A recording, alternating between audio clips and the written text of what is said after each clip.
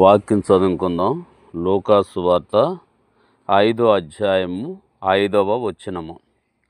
సీమోను ఏలినవాడ, రాత్రంతయు మేము ప్రయాసపడితిమి గాని మాకేమీ దొరకలేదు. ఆయనను నీ మాట చొప్పున వలవేతుమని చెప్పి ఆయనతో చెప్పెను. వారు అలాగు చేసి విస్తారమైన చేపలు పట్టిరి. అందుచేత వారి వలలు పిగిలిపోవుచుండగా చాలు. దేవుడు మన వినికిడిలో ఈ వాక్యాన్ని దీవించునుగాక. మనల్ని దేవుడు అన్ని విషయములో మనకు ప్రభు సహాయం చేయునుగాక.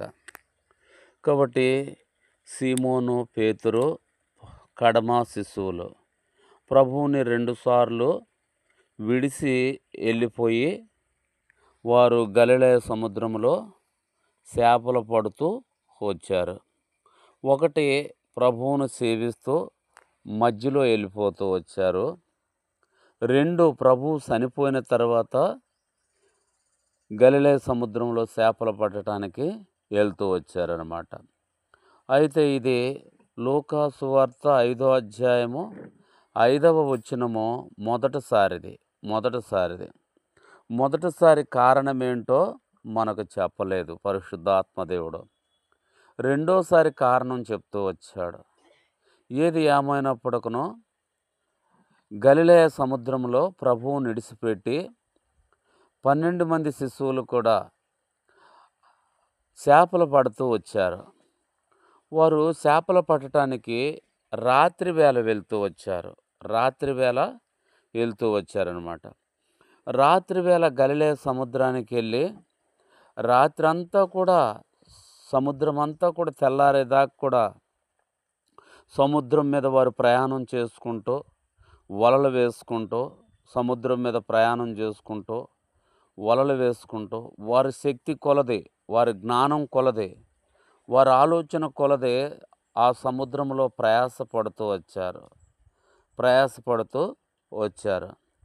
వారికి తెల్లారిపోయింది. ఒక్క చేప కూడా దొరకలే.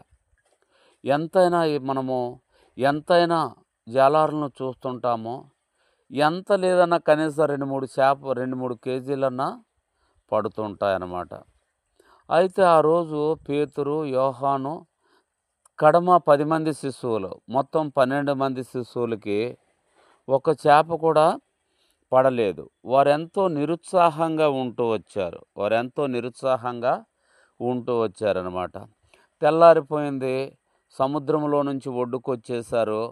ఒడ్డుకొచ్చి తమ దోణిలో ఒడ్డున కట్టేసుకొని వలల్లో ఉన్నటువంటి నాసు, చెత్త, చెడారం అదంతా కూడా కడుక్కుంటున్నారు. వలలు బాగు చేసుకుంటున్నారు. ఎంతో నిరుత్సాహములో వాళ్ళు ఉన్నారనమాట. అయితే ఈ లోపల ప్రభు వారి దగ్గరకు వచ్చి సీమోనుదైన ఒక దోణి చూసి కొంచెము ఒడ్డు నుంచి లోతుకు నడపమని చెప్తూ వచ్చాడనమాట. సీమోను పేతురు ఒడ్డు నుంచి కాస్త లోతుకి నడిపిస్తూ వచ్చాడు. జనసమూహానికి యేసు ప్రభువారు సముద్రంలో నుండి సముద్రం ఒడ్డున ఇసుకలో కూర్చున్నటువంటి ప్రజలకి ఎంతో వర్తమానం పరలోకమును గురించి, పరలోక రాజ్యమును గురించి, దాని వైభవమును గురించి, పరలోక మహిమను గురించి, పరలోక సంతోషమును గురించి దేవుడు ఎంతో చక్కగా విశ్వాసులకి బోధిస్తున్నాడు అనమాట. బోధిస్తున్నప్పుడు అందరూ కూడా ఎంతో సంతోషంగా వింటున్నారు. సరే, బోధించాడు ప్రభువు, బోధ అయిపోతూ వచ్చింది. ఎటు జనాలు అటు వెళ్ళిపోతూ వచ్చారనమాట. ఇప్పుడు సీమోనును చూసి కడమ 11 మందిని శిశువులను చూసి ప్రభు అంటున్నాడు, మీ దోణులు లోతుకు నడిపించి సముద్రంలో, గలిలయ సముద్రములో మీ దోణులు లోతుకు నడిపించి కుడివైపున వల వెయ్యి అన్నాడనమాట.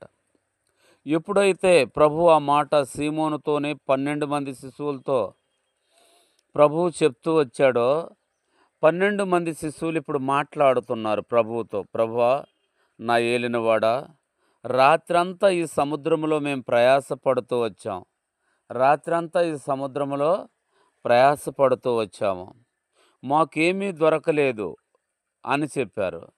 చెప్పినప్పుడు ప్రభువు అన్నాడు, ఇప్పుడెయ్యండి మీరు అన్నాడు. ఇప్పుడెయ్యండి, నేను చెప్తున్నాను, ఇప్పుడు మీరెయ్యండి అన్నాడు. సీమోను అంటున్నాడు, ఏలినవాడా, నీ మాట చొప్పునే గాని మా శక్తి చొప్పున, మా ఆలోచన చొప్పున మేము చేపలు పట్టడానికి, వలలు వేయటానికి వెళ్ళట్లేదు. ఇప్పుడు కేవలం నీ మాట చొప్పునే మేము వెళ్తున్నామని చెప్పి దోనిలో ఎక్కి శిశువులందరూ కూడా లోతుకు నడిపించి, పడవలు లోతుకు నడిపించి కుడివైపున వలలు వేస్తూ వచ్చారు. కుడివైపున ఎప్పుడైతే వలలు వేస్తూ వచ్చారో అట్లెయటమే వల నిండిపోతూ వచ్చింది. చేపల మీద వల వేశారో మనకు తెలియదు, వల ఎయ్యటమే చేపలు వచ్చాయో మనకు తెలియదు. కానీ వారు ఎయ్యటమే చేపలు వల నిండిపోతూ వచ్చాయి. శిశువులు లాగాలని ప్రయత్నం చేస్తే వారి శక్తికి మించిపోతూ వచ్చింది. వాళ్ళకి అర్థమైంది, విస్తారంగా చేపలు పడ్డాయి, ఈ వలలో విస్తారంగా చేపలు పడుతూ వచ్చాయి అని చెప్పి తన పాలివారికి సైగలు చేస్తారు. సైగలు చేసినప్పుడు వారి పాలివారు కూడా వస్తారనమాట. అందరూ కలిసి ఆ వలని దోనిలోకి లాక్కున్నప్పుడు 150 పెద్ద చేపలు పడుతూ వచ్చాయి, చిన్నవి కాకుండా. 2 దోణుల నిండా నడుపుకొని వాళ్ళు 2 దోణుల నిండా నింపుకుంటూ వచ్చారు. నింపుకొని వారు దేవుని శక్తిని ఆలోచిస్తున్నారు. మేము రాత్రంతా ప్రయాసపడినాము, ఒక్క చేప కూడా మాకు దొరకలేదు. ఇప్పుడు మా బోధకుడైన యేసుక్రీస్తు ప్రభువారి మాట చొప్పున వేయగానే 150 పెద్ద చేపలతో దోణి నిండుతూ వచ్చింది. 2 దోణులు నిండుతూ వచ్చాయి. మా ప్రభు ఎంత గొప్పవాడో అని చెప్పి వారు ఆలోచించుకొని ఆ దోణుల్లో నింపుకొని వారు బయలుదేరి సముద్రంలో నుంచి ఒడ్డుకొస్తారు. ఒడ్డుకొచ్చి ప్రభువుతో అంటారు, ప్రభువా, మేము పాపాత్ములము, మమ్మల్ని విడిచిపెట్టి పొమ్ము అంటారు.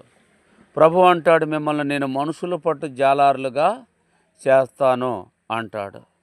కాబట్టి 12 మంది శిశువులు కూడా ఆ గలిలయ సముద్రపు ఒడ్డున, ఆ గలిలయ సముద్రంలో దేవుని శక్తిని చూస్తూ వచ్చారు, దేవుని బలాన్ని చూస్తూ వచ్చారు. దేవుని మాట వలన ఎంత అద్భుతం జరుగుతుందో వాళ్ళు చూస్తూ వచ్చారనమాట. కాబట్టి వారు చూసి దేవుణ్ణి స్తుతిస్తూ వచ్చారు. కాబట్టి నేను మన జీవితంలో కూడా మన చేతి పనుల్లో, మన ఉద్యోగంలో, మన పొలం పనుల్లో, మన బిడ్డల చదువుల్లో మనం దేవుని మీద ఆనుకోవాలన్నమాట. దేవుని మీద ఆనుకున్నప్పుడు, దేవునికి మన జీవితాలు సమర్పించుకున్నప్పుడు దేవుడు ప్రతి విషయంలో మనకు సహాయం చేసేవాడుగా ఉంటున్నాడు. కాబట్టి ఆనాడు శిశువులు దేవుని సహాయం లేనప్పుడు దేవునికి చెప్పకుండా సొంత ఆలోచనతో, సొంత జ్ఞానంతో వెళ్ళి గలిలయ సముద్రంలో ప్రయాసపడుతూ వచ్చారు. కానీ వారికి ఒక్క చేప కూడా దొరకలే. ఎప్పుడైతే ప్రభువు మాట చొప్పున వేస్తూ వచ్చారో 2 దోణుల నిండా నిండుతూ వచ్చాయన్నమాట. కాబట్టి యేసుక్రీస్తు ప్రభువారు నిన్న నేడు ఒక్కటే రీతిగా ఉన్న దేవుడు, మార్పు చెందని దేవుడు. కాబట్టి దేవునికి మన జీవితాలు అప్పగించుకోవాలా. నా వ్యాపారం దీవించు ప్రభా, నా ఉద్యోగాన్ని దీవించు ప్రభా, నా చేతి పనులు దీవించు ప్రభా, నా పొలం పనులు దీవించు ప్రభా, నా ఆరోగ్యం దీవించు ప్రభా, నాకు ఆయుష్ ఇవ్వు ప్రభా అని ఎల్లప్పుడూ దేవుని మీద మనం ఆనుకోవాలా.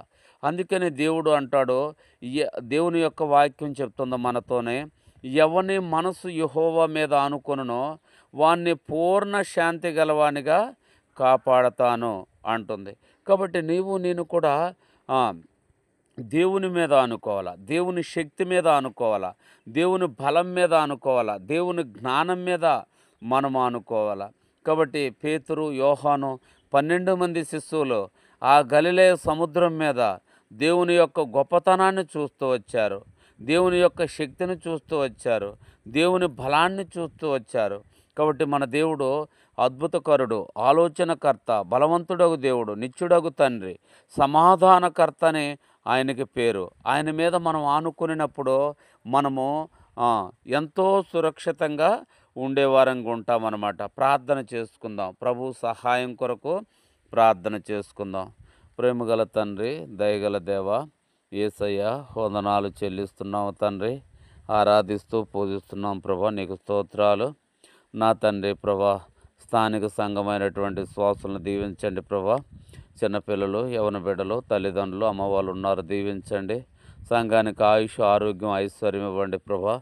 వారి మీద ఉన్న మరణాలు, రోగాలు తొలగించండి. నా తండ్రి ప్రభా, యూట్యూబ్లు వింటున్నటువంటి బిడ్డలందరినీ కూడా దీవించి ఆశీర్వదించండి నాయన. మరణాలు, రోగాలు, రకరకాల తెగుళ్ళన్నీ కూడా దూరపరచమని, నీకే మహిమ, ఘనత, స్తుతి, ప్రభావాలు కలుగునుగాక. యేసయ్య నామమున అడిగి వేడుకొనుచున్నాము తండ్రి. ఆమెన్. Praise lord.